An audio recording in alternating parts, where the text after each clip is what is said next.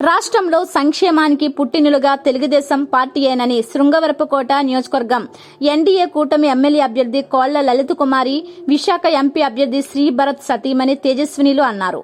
వేపాడ మండలంలోని వావిల్పాడు గ్రామంలో గురువారం సాయంత్రం వారు ఎన్నికల ప్రచారం నిర్వహించారు.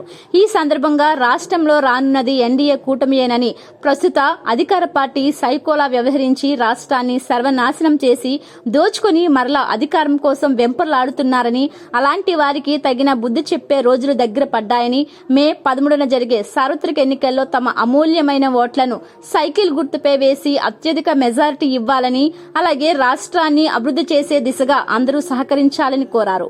అలాగే అధికారంలోకి రాగానే గ్రామాన్ని మరింత అభివృద్ధి చేస్తామని ప్రచారంలో భాగంగా హామీ ఇచ్చారు.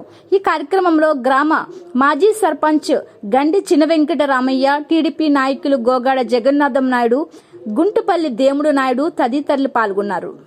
మన బాలయ్య బాబు గారు పాప తేజస్విని గారు, లలిత వచ్చారు. 2 సైకిళ్ళకి ఓట్లు వేయమని చెప్పి కోరారని మీ అందరూ చెప్పాలి. మళ్ళీ ఏమైనా నాకు కొంత సమయమైన షెడ్యూల్ ఉంటే నేను 11వ తారీఖు మళ్ళా మన గ్రామం రావడం కోసం నా ప్రయత్నం నేను చేస్తాను. అంటే ఎన్నికల షెడ్యూల్ కూడా చాలా టైట్గా ఉంది. మాకు ఇచ్చిన టైంకి ఆ గ్రామం రావాలి, మీ అందరినీ కలిసి పక్క గ్రామం వెళ్ళే విధంగా ప్రణాళిక ఇవ్వాలా. నేను మీ అందరినీ పదే పదే చెప్తున్నాను, మన గ్రామం నుంచి మంచి మెజార్టీ ఈసారి ఇవ్వాలి. ఇస్తారా లేదా తల్లి? అన్ని మన కుటుంబాలు అందరం కలిసికట్టుగా ఉన్న గ్రామం ఇది. దయించి గత ఎన్నికలాగా ఎన్నిక అనేది పక్కన పడేద్దాం. 2014 మెజార్టీ 30,000 చిల్లర మీ అందరి రామారావు గారు మనం మర్చిపోకూడదు. ఇవాళ ఓటు కోసం అసలు రాకూడదు, మనమే ఓట్లు వేయాలి. ఇవాళ పెన్షన్లు కానీ పథకాలు కానీ ఇవన్నీ ఆంధ్రప్రదేశ్లో వచ్చాయంటే మన తెలుగు వాళ్ళు కానీ మహిళలు కానీ ఇలా కూర్చొని బయటికి రాజకీయంగా కానీ స్వేచ్ఛగా కానీ వచ్చామంటే ఆ కుటుంబం పెట్టిన భిక్ష.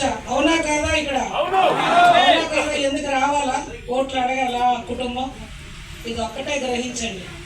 ఇవాళ సంక్షేమాలకు పుట్టినిల్ల అన్న ఎన్టీ రామారావు గారు, మరి అటువంటి మహనీయుడు కుటుంబంలో పోటీ చేస్తున్న మా భరత్ బాబు గారికి మంచి మెజార్టీతో మనం అందరం గెలిపించి వారికి చంద్రబాబు గారికి బాధ్యతగా కానుకగా ఇద్దామని ఆ దిశగా అమ్మ ఇంతవరకు మా ప్రణాళిక చేసాం. ఇబ్బందిని ఈ ఉన్న 2 రోజులు కూడా